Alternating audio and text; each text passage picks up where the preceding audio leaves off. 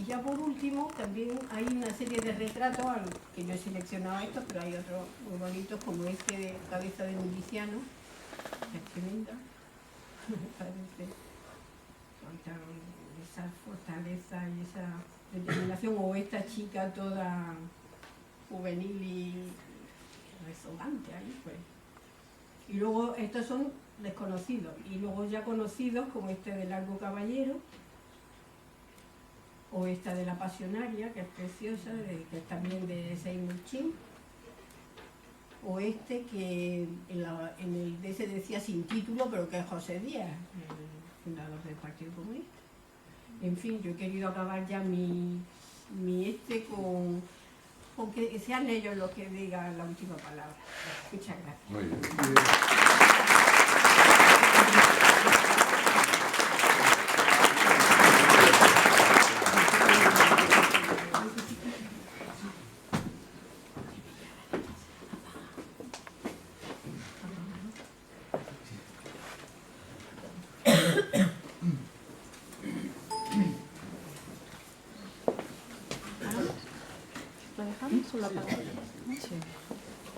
Bueno, muy buenas tardes a todos los participantes reunidos esta tarde. Muchas gracias a la Embajada de España y de México, al Instituto Cervantes, por interesarse en esta iniciativa de presentar el documental La Maleta Mexicana y además acompañar la película con estas dos intervenciones para poder contextualizar un poquito mejor lo que fue la temática de hoy día, de la fotografía durante la Guerra Civil, y concretamente de Robert Capa. La verdad es que Mercedes ha hecho un recorrido excelente, ¿no?, sobre las distintas temáticas que cubrió Robert Capa y su equipo, Chin, Gerda Taro y también otros fotógrafos, que luego veremos más en detalle en el documental. Yo no quiero extenderme demasiado porque creo que merece la pena ver la película y en todo caso después reflexionar un poco en torno a ello. Pero quería comentar algunas cosas generales sobre la fotografía de la Guerra Civil Española, más que de la maleta mexicana en sí, porque en el documental me parece a mí que lo explican demasiado bien, ¿no?, mucho mejor de lo que lo podría hacer yo. Sería un poco innecesario repetirlo todo. Yo no tengo ninguna experiencia personal en torno a la Guerra Civil, porque nací mucho después. Tampoco tuve que catalogar ni documentar este periodo. Pero cuando vi el documental en Barcelona, en el Cine Alexandre, cuando vi la exposición que se organizó en el Museo de Arte de Cataluña, me conmovió mucho. Me conmovió mucho además porque la mayoría de vosotros, o los que me conocéis, sabéis que yo he trabajado mucho en la temática del exilio chileno en Suecia, también en otros países, lo que fue la reacción de Suecia ante el golpe militar en Chile, y encontré muchos paralelismos, ¿no?, sobre todo las emociones, la fuerza y el impacto que generó, bueno, la solidaridad. En el caso de aquí, de México con España, tan parecida a lo que fue Suecia con Chile. Y entonces pensé en la posibilidad de presentar el documental en Suecia, aunque ya sé que se presentó en televisión hace unos meses atrás, porque entendí que a muchos de los exiliados latinoamericanos se iban a identificar muy bien y rápidamente con esta película, ¿no?, con las imágenes. Creo que estos procesos políticos no importan demasiado dónde tuvo lugar, sino las causas que los llevaron y las fuerzas que empujaron a estas uniones entre países o entre sociedades, como se dieron España-México o Chile-Suecia, ¿no?, o Suecia también con la propia España, ¿no? Aquí tenemos a Paco Uriz, que conoce muy bien lo que fue el trabajo de solidaridad con España durante toda esta etapa, y muchas otras personas que están aquí presentes. Los tres fotógrafos que vamos a ver hoy día en detalle, ¿no?, Capa, Taro y Chin, sufrieron una misma muerte. Las tres personas murieron en combate. Taro murió en Brunete, la batalla de Brunete, en el año 37, lamentablemente. Hace pocos años atrás, creo que fue el hijo o el nieto del conductor del tanque que la arrolló, confesó que fue su familiar quien la mató, sin querer, ¿no?, pero fue un secreto que estuvo guardado durante muchos años por el trauma, ¿no?, que ocasionó. Capa murió en Vietnam, pisó una mina, desafortunadamente, en el año 54, y Chin recibió un disparo mortal en el año 56 en el canal de Suez. El fotoperiodismo en la Guerra Civil Española, como comentó ya Joan, quizás fue la primera vez que se vio con esta envergadura. las otras guerras que habían tenido lugar antes en Europa o en otras partes del mundo no habían sido retratadas o cubiertas de la misma manera, principalmente porque la tecnología no lo permitía, ¿no? Las comunicaciones no eran tan rápidas y tan fluidas como ya lo eran en los años 30, las cámaras, ¿no?, del negativo de 35 milímetros tampoco existían, ¿no? El proceso revelador era mucho más lento, también la toma de la fotografía era mucho más lenta, con la cámara de 35 milímetros se puede sacar una instantánea mucho más rápido, en movimiento, como hemos visto ahora, mientras que las cámaras más antiguas necesitaban incluso a veces medio minuto para poder sacar una fotografía, incluso a plena luz del día, ¿no? Por lo tanto, aunque hay fotos muy interesantes, incluso de la Guerra Civil Norteamericana, de la Guerra de Crimea, o de la Primera Guerra Mundial, son más fotos pausadas, posando, de los campos de batalla, pero no hay tanta acción, ¿no? Y también lo que caracteriza la fotografía de la Guerra Civil Española es, como hemos visto ahora, la sensibilidad de los fotógrafos que acuden a España, ¿no? Esa foto de la vida cotidiana de la retaguardia, ¿no?, de los niños jugando, pues, en las trincheras, las mujeres, pues, recogiendo agua, los enfermos, los heridos, la vida de las escuelas, ¿no? Este tipo de imágenes no eran tan comunes en las otras guerras, ¿no?, ni en los reportajes que se habían hecho en los años previos, y que yo creo que fueron sobre todo esas imágenes las que impactaron aún más en la sociedad civil, pues, de los países europeos y latinoamericanos a la hora de comprometerse tan fuertemente con la guerra española, ¿no? Fue esas imágenes, más que las de las trincheras, sino las imágenes de la vida cotidiana, lo que conmovieron la sensibilidad de las personas. Al igual que fue también más tarde en Latinoamérica. Luego también es interesante ver cómo estas fotografías, bueno, todos los fotógrafos, no solamente extranjeros, sino también españoles, se identificaban más o menos con alguna de las ideologías presentes en la Guerra Civil. Entonces, es interesante ver cómo aparecen retratadas, pues bueno, aquí hemos visto un niño con la gorra de la CNT, ¿no?, de los anarquistas, también vemos fotos de los comunistas, y luego en el bando nacional también fotos de la Falange, fotos de los carlistas. Y también, bueno, estas imágenes no se ha dicho todavía, pero fueron muy utilizadas por la propaganda de los dos bandos para lograr el alistamiento de voluntarios, no solamente en España, sino también en otros países. Yo creo que ahí también es interesante un poco comparar el impacto de las imágenes de los fotógrafos españoles y los fotógrafos extranjeros, que nunca se ha hecho.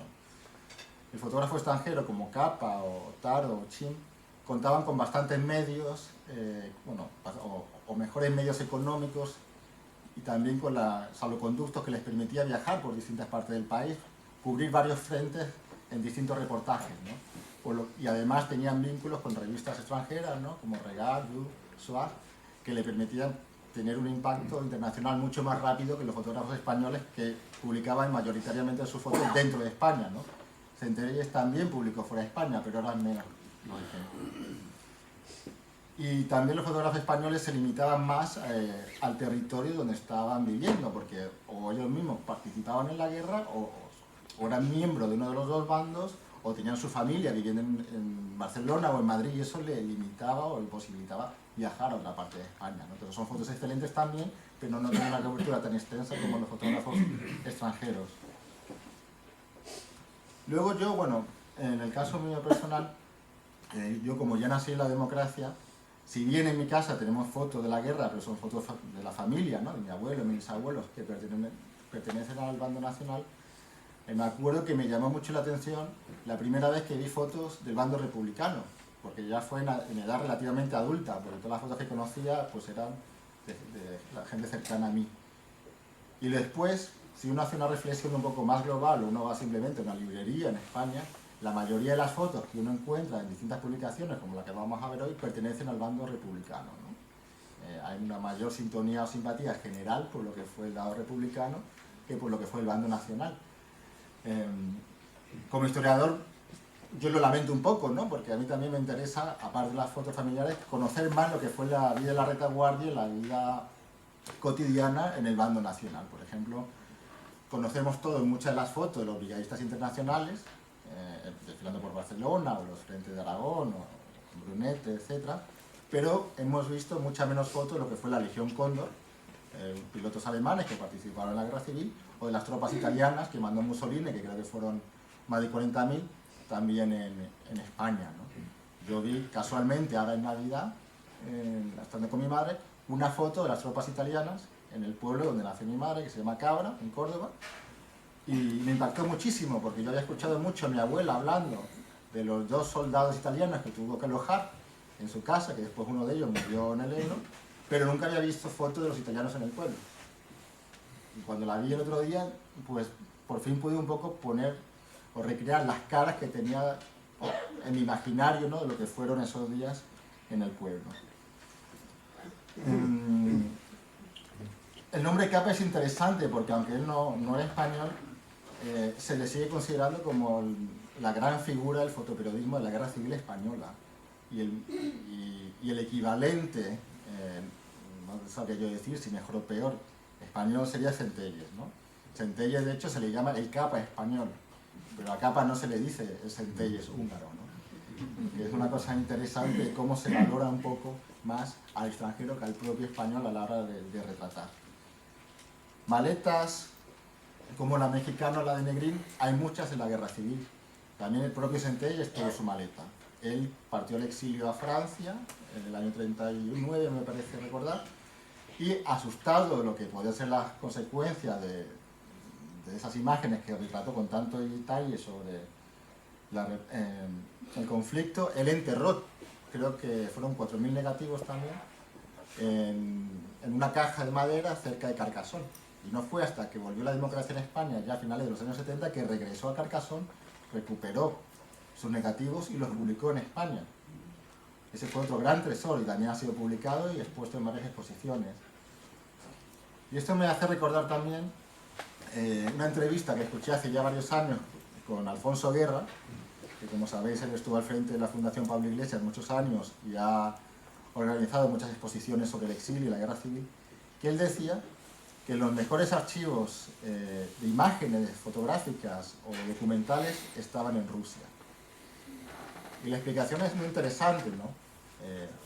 Eran los países europeos los que contaban con mejores herramientas tecnológicas, ¿no? Cámaras para filmar, cámaras fotográficas, las que recogieron pues, estos episodios con mayor finura, mayor calidad.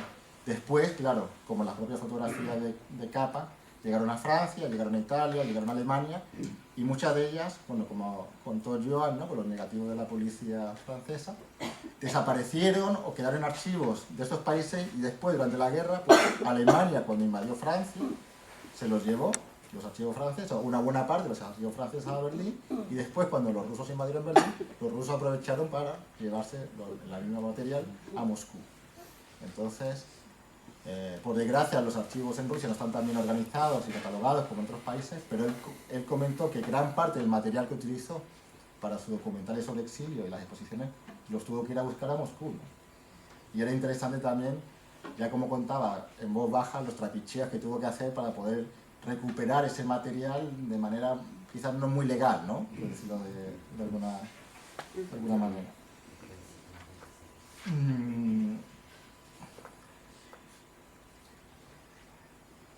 Hay fotos de la guerra civil que nos quedan muy guardadas en la memoria, ¿no? Por ejemplo, la fotografía del miliciano, como comentó Mercedes, gracias a ella se pudo identificar que las demás fotografías también eran de Capa. Es una imagen que ha sido reproducida no solamente para mostrar al mundo lo que fue la violencia y la guerra civil, sino también como denuncia contra otros regímenes totalitarios del mundo, ¿no? Muchas fotos de la Guerra Civil Española después se utilizaron como fotomontajes para denunciar la dictadura de Pinochet, para denunciar la dictadura de Videla. Se hacían, pues eso, fotomontajes juntando a estos dictadores, ¿no?, dentro de un mismo espacio. Hitler también. Hay muchas recreaciones entre Hitler y Pinochet, por ejemplo, y están logradas en buena parte gracias a las fotografías que se tomaron durante la Guerra Civil. Tampoco podemos olvidar que muchos de estos fotógrafos, como Capa o Chin, también fotografiaron la Segunda Guerra Mundial o otros procesos políticos interesantes que ocurrieron en el mundo en esos años. Una fotografía que a mí me impactó mucho y que yo la utilicé en unas jornadas que organizé aquí en el Cervantes en el año 2006, algunos os acordaréis, con motivo de los 70 años del estallido de la Guerra Civil Española, fue la foto de Hans Gutmann de una miliciana catalana que se llama Marina Giniesta y que murió hace una semana nada más. Fue a raíz de su muerte que me enteré que esa señora estaba viva. Y lo que me llamó mucho la atención, porque yo utilicé esa foto como portada de esas jornadas que organizé aquí pues hace ya varios años. Y es una foto tan desgarradora y tan impactante en su mirada como lo puede ser la fotografía de Che Guevara de Korda. Incluso la foto de Marina es casi más hermosa porque además, bueno, la foto se utilizó íntegramente, no fue cortada como a la de Korda, que en realidad la foto es más grande y él se le hizo no solamente la cara del Che, sino que además uno tiene la panorámica de Barcelona, ¿no? Entonces, recrea un poco mejor lo que es el lugar. Ya por último, un tema interesante y que quería comentar, aunque ya Merced lo señaló de alguna manera, es el papel de contextualizar la fotografía que nos muestran sobre la guerra civil o cualquier otro proceso político, ¿no? Pero especialmente la guerra civil. Yo tuve una experiencia un poco parecida cuando publiqué un libro que ya conocéis, Suecia por Chile, que también es un libro de fotografía sobre el exilio y la solidaridad, y me llegaron montañas de fotos muy hermosas, con mucha fuerza, pero no sabía ni dónde se tomó, ni quién la tomó, ni quiénes aparecían en la foto, ni dónde estaba tomada la foto. Pero, y como historiador es un poco una pena, porque la fotografía sí ya vale mucho como documento, sobre todo si tenemos todo el contexto.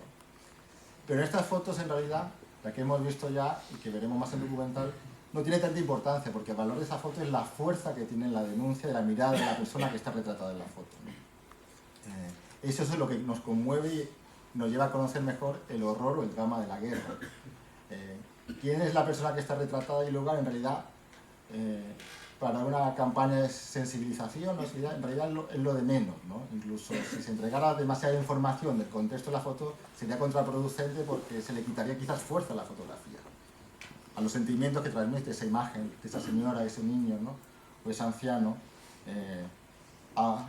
agonizando pues, de pena o de dolor después de un bombardeo.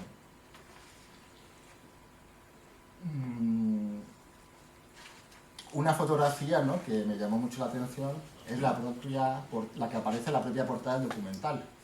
Una señora escribiendo una carta en una maleta. Yo creo que la directora tuvo muchísima suerte de encontrar esa fotografía para poder colocarla en el afiche de la película, porque realmente representa muy bien su proyecto de película, ¿no? Ahí lo vamos a ver. Una mujer que supuestamente es anónima, que tiene una maleta y que parte al exilio, ¿no? Después veremos que esa mujer, tras la primera exposición que se presenta, la fotografía, se le pone nombre, porque la hija la reconoce a su madre. Y ese es el valor que tienen este tipo de iniciativas, ¿no? De cómo lograr poner el rostro, recuperar el rostro, el nombre y el apellido de las personas que de alguna manera fueron borradas o están desaparecidas de la historia de España, sobre todo lo que fue el drama del exilio. El documental está muy bien logrado, creo yo, porque se ve de manera paralela. Uno pensaría que se va a centrar sobre todo lo que es la reconstrucción del negativo de Robert Capa, pero no. A partir de los negativos de Capa se va tratando el problema de la memoria histórica y la recuperación de la dignidad de las víctimas en la España de hoy. Entonces vemos como gente muy joven, que realmente no tuvo ningún vínculo directo con la guerra civil, sin embargo se ven muy comprometidos a darle identidad a los cadáveres que están repartidos en distintas fosas comunes por España. Y se establece un paralelismo en cómo se intenta restaurar y recuperar estas imágenes de Capa con la historia tan reciente de España.